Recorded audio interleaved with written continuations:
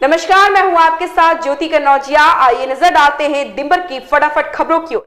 मुख्यमंत्री अरविंद केजरीवाल ने रविवार को आवास पर पार्टी विधायकों के साथ बैठक की। इस मौके पर उन्होंने कहा कि मेरे जेल जाने के बाद पार्टी और मजबूत हुई है। सभी विधायकों ने शानदार काम किया। दिल्ली के लोगों को बिजली, पानी, दवाई मिलने में कोई दिक्कत नहीं हुई। बैठक के दौरान सांसद संजय सिंह सहित सभी विधायकों ने संकल्प लेते हुए कहा कि हम एक सब परिवार हैं, हम ना टूटेंगे ना झुकेंगे, अब कई गुना ज्यादा ऊर्जा के साथ काम करेंगे।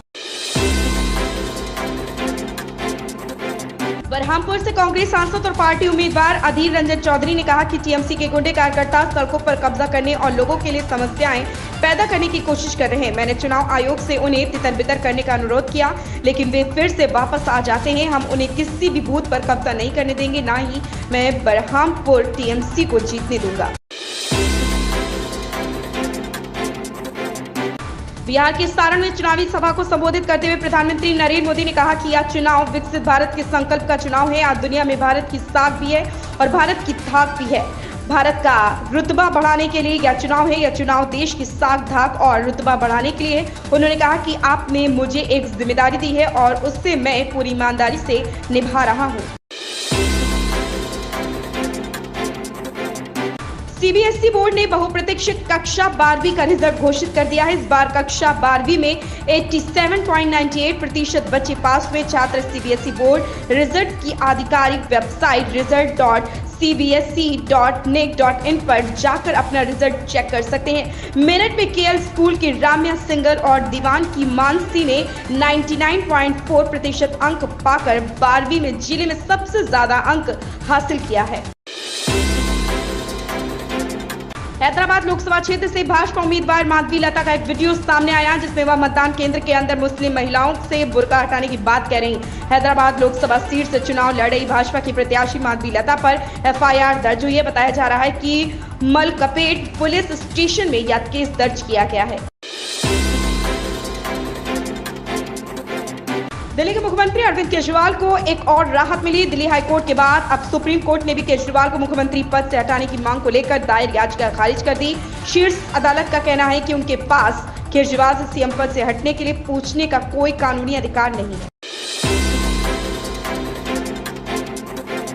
अफजाल की सजा को लेकर आज सुनवाई टल गई है। सपा प्रत्याशी अफजाल अंसारी और उनकी बेटी नुसरत अंसारी कलेक्ट्रेट पहुंचकर नामांकन कर दिया है। प्रस्तावकों के साथ अफजाल अंसारी की बेटी नुसरत अंसारी पहले नामांकन करने पहुंची। इसके बाद अफजाल अंसारी अपने प्रस्तावकों के साथ नामांकन करने पहुंचे। गाजीपुर लोकसभा सीट पर इस बार रोचक चुनाव होगा। देश के पूर्वी, मध्य और दक्षिण भाग में मौसम का मिजाज एक बार फिर बिगड़ गया है। पश्चिम बंगाल के उप हिमालयी क्षेत्रों, बिहार, झारखंड, पश्चिम मध्य प्रदेश समेत आंतरिक कर्नाटक और तमिलनाडु तक में पिछले 24 घंटे के दौरान अलग अलग स्थानों पर भारी वर्षा हुई। कई जगहों पर आंधी और तूफान का असर देखा गया। मौसम विभाग ने कहा कि इन राज्यों के अधिकतर इलाकों में अभी 16 मई तक ऐसा ही मौसम बने रहने का अनुमान है। कांग्रेस के पूर्व अध्यक्ष राहुल गांधी ने सोमवार को रायबरेली के साथ अपने परिवार के रिश्तों को याद करते हुए कहा कि यह उनकी दादी और पूर्व प्रधानमंत्री इंदिरा गांधी तथा उनकी मां सोनिया गांधी की भी कर्मभूमि रही और इसलिए वह यहां से चुनाव लड़ने आए हैं। रायबरेली संसदीय क्षेत्र से कांग्रेस के उम्मीदवार राहुल गांधी यहां के महाराजगंज स्थित मेला ग्राउंड में आयोजित एक चुनावी रैली को संबोधित कर रहे थे।